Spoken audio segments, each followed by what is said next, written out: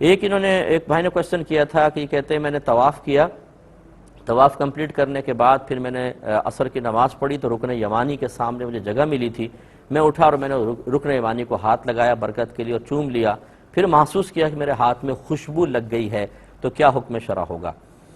دیکھیں، حالت احرام میں اگر انسان کے جسم پہ اس طرح خوشبو لگے کہ وہ پورے عضو کو گھیر لے،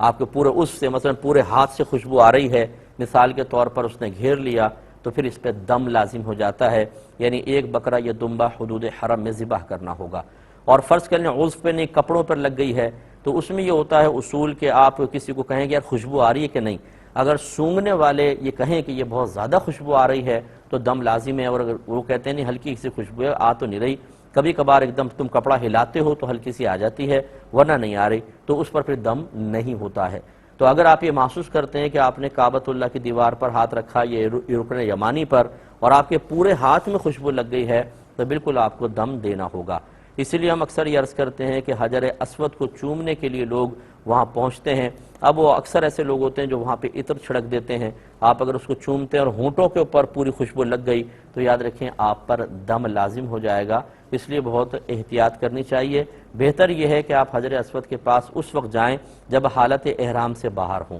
پھر آپ جا کے اس کو چومیں گے بھی تو کوئی مسئلہ نہیں ہوگا۔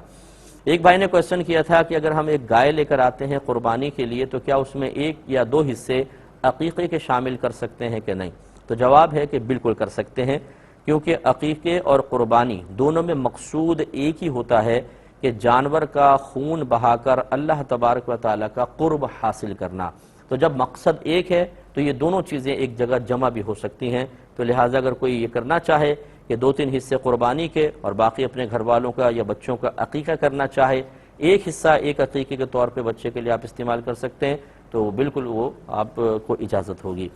ایک یہ بھائی نے ابھی کوشچن کیا تھا کہ نظر کا کوئی علاج بتائیں، بعض لوگ یہ لال مرچیں سر پہ گھما کے جلاتے ہیں، اس کا یہ کیا حکم ہے؟ دیکھیں، نظر بد کے علاج کے لیے 3 دفعہ سورہ کوثر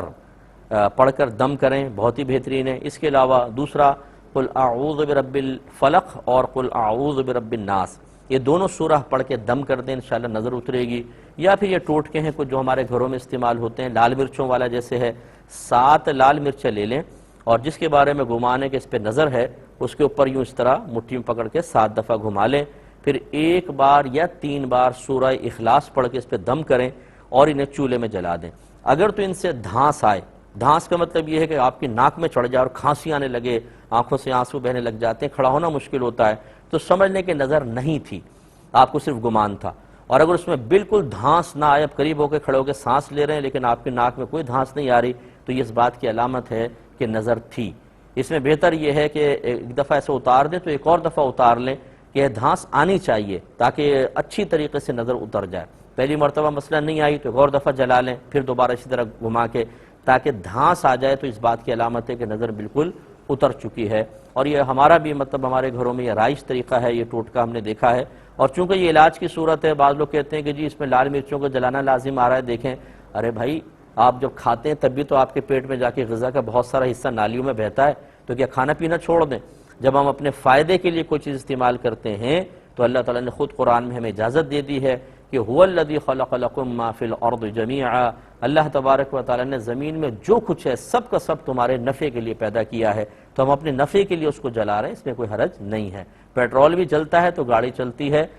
گیس جلتی ہے تو ہمارا کھانا پکتا ہے، ایک چیز کو حاصل کرنے کے لیے دوسرے کو فنا کرنا پڑتا ہے بسا اوقات، تو اس میں شرعاً کوئی قباحت نہیں ہے۔ بعض لوگ اپنی چھوٹی سی عقل کو، ننھی سی عقل کو استعمال کر کے اور اس طرح کی چیزوں پہ اسراف کا حکم لگا دیتے ہیں، یہ مطلب بیجا شریعت کے اوپر افتراء ہے، تو اس طرح کے ٹوٹکے استعمال کیے جا سکتے ہیں۔